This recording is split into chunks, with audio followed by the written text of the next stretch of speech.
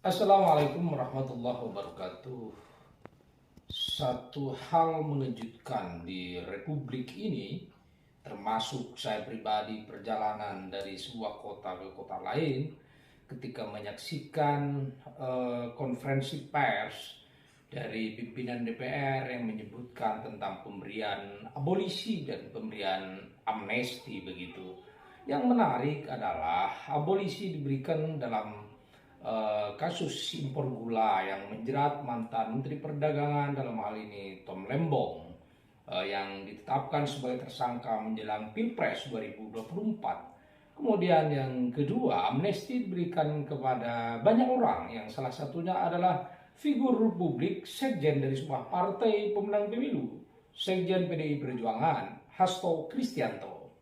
Saudara, saya ingin membaca keputusan presiden ini dalam beberapa perspektif begitu. Perspektif yang pertama, keluarnya keputusan presiden ini tepat pada tanggal 1 Agustus. Itu artinya 16 hari itu sebelum peringatan atau dirgahayu Republik Indonesia pada tanggal 17 Agustus. Apa filosofi yang mendasar? Kenapa kemudian diputuskan pada tanggal 1 Agustus?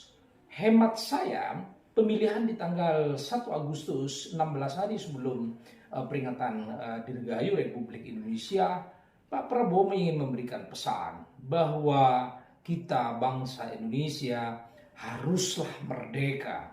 Merdeka dari apa? Tentu dalam konteks pembicaraan saya adalah merdeka dari politisasi hukum, merdeka dari kriminalisasi hukum. Dua item ini sulit dilepaskan dalam kasus Tom Lembong dan juga kasus dari Hasto Kristianto. Orang boleh mengatakan, penegak hukum boleh mengatakan bahwa ini murni soal hukum. Tetapi aromanya begitu terasa betul ya, bahwa ada aroma politisasi dan ada aroma kriminalisasi. Beberapa pakar telah mengatakan itu, seperti Profesor Mahfud MD misalnya. Nah, yang kedua adalah pemberian abolisi dan pemberian amnesti ini, di mana abolisi adalah penghapusan peristiwa pidana begitu dan hukumannya terhadap Tom Lembong. Kemudian pemberian amnesti juga adalah penghapusan terhadap sanksi ataupun hukuman dan dianggap sudah tidak berjalan kembali dalam kasus Hasto Kristianto. Ini memberikan pesan yang cukup penting kepada bangsa di negara yang begitu besar di Indonesia ini. Pesan yang pertama bahwa janganlah kemudian kehidupan kita ini hiruk pikuk dengan persoalan drama kolosal yang tidak memberikan kemanfaatan dalam hal politisasi, dalam hal kriminalisasi.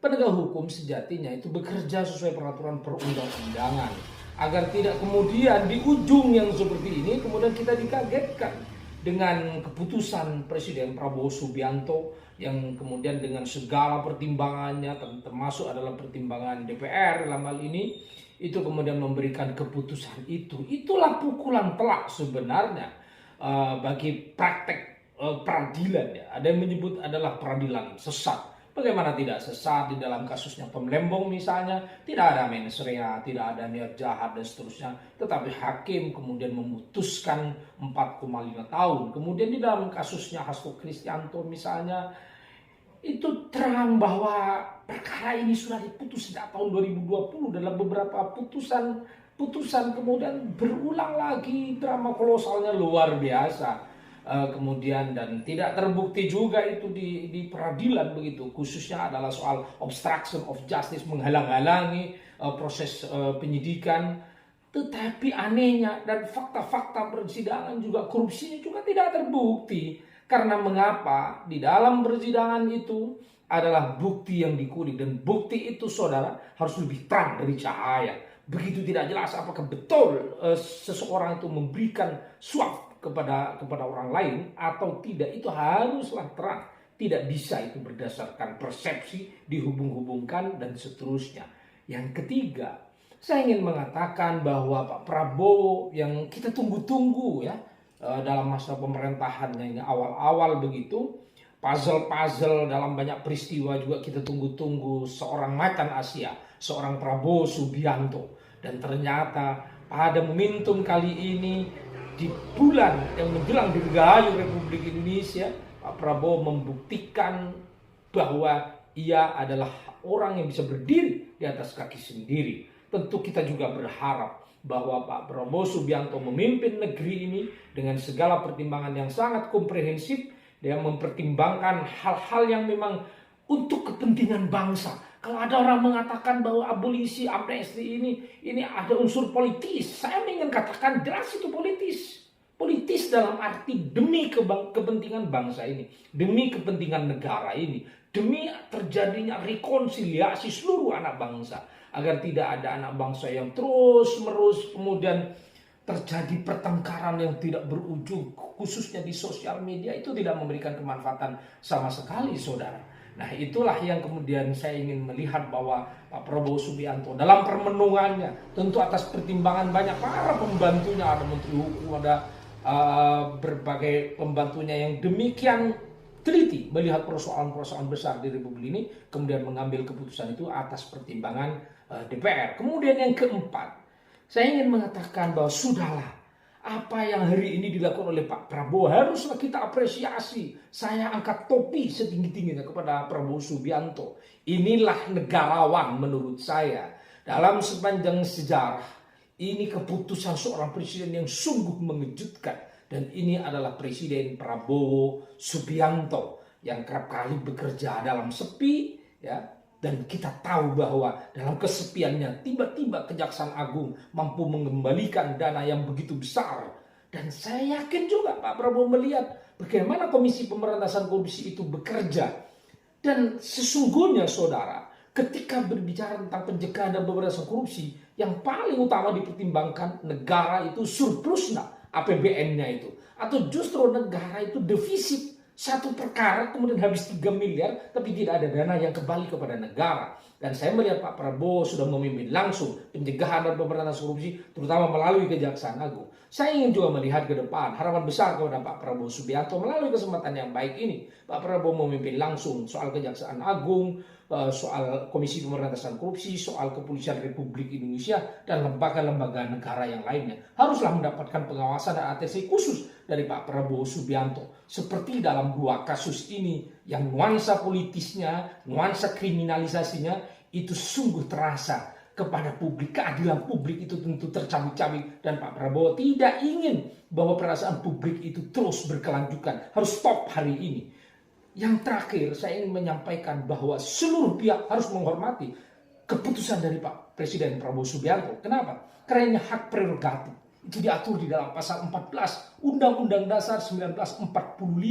Kewenangan seorang presiden termasuk abolisi, termasuk amnesti, termasuk gerasi, dan seterusnya. Dan itu tidak dapat diganggu. Itu prerogatif, tidak bisa dikomentari dalam bentuk apapun. Sehingga apa yang bisa kita lakukan hari ini adalah menghormati. Hormat, itulah cara bernegara kita di Indonesia ini. Sebagai penutup saya ingin mengatakan bahwa marilah kita doakan presiden kita, Presiden Prabowo yang memimpin negara ini, bahwa beliau diberikan kesehatan yang luar biasa untuk memimpin langsung. Selain sebagai panglima tertinggi dalam angkatan bersenjata, beliau juga adalah memimpin langsung bagaimana penegakan hukum betul-betul sesuai dengan ilmu hukum yang kita pelajari di bangku-bangku perkuliahan. Jangan sampai apa yang dipelajari di bangku-bangku perkuliahan, baik itu program sarjana ilmu hukum, program magister ilmu hukum, program doktor ilmu hukum, kemudian tidak paralel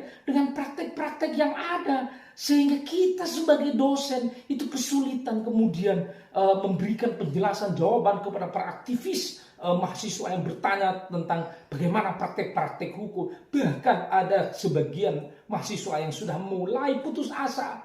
Pak Aziz, apakah sebaiknya kalau melihat praktek-praktek hukum yang tidak lagi ideal, tidak sesuai dengan teori-teori yang dipelajari di bangku perkuliahan, apa tidak sebaiknya fakultas hukum itu dibubarkan saja seluruh Indonesia? Pak Prabowo, ini satu pesan bahwa kita ingin fakultas hukum menemukan relevansinya, fakultas hukum itu menemukan urgensinya ketika kemudian praktek-praktek hukum di Republik ini betul-betul selaras, paralel, seperti yang dicita-citakan oleh para pendiri bangsa. Assalamualaikum.